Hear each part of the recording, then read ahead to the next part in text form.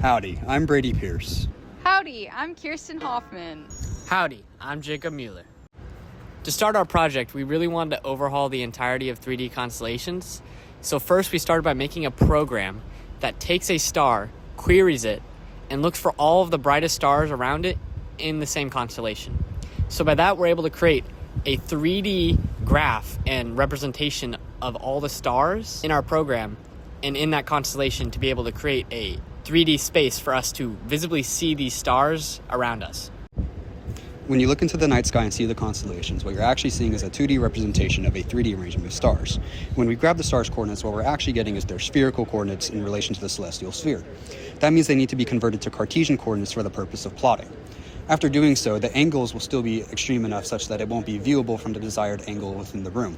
That means we have to normalize the average angle of all the stars with respect to both the YX plane and the YZ plane. Doing so normalizes the angle such that it can be seen from head on.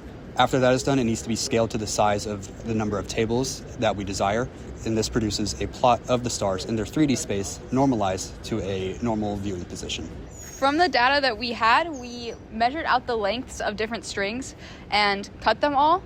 We then took Christmas ornaments and put balloon lights in them, and we hung the measured strings from the ceiling so that we could have each of the stars at the right Z coordinate, and then we, on the table, mapped out the exact position for where the star should be, and that also helped us to align the stars when we put them in the ceiling. Howdy, let's take a walk amongst the stars in our 3D constellations.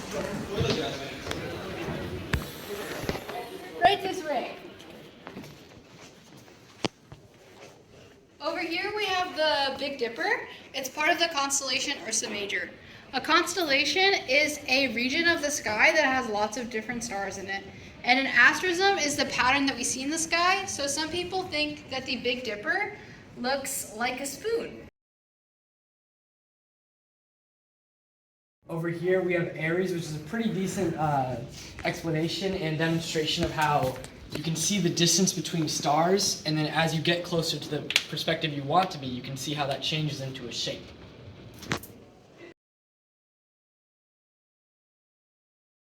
And for our centerpiece, we have Ryne.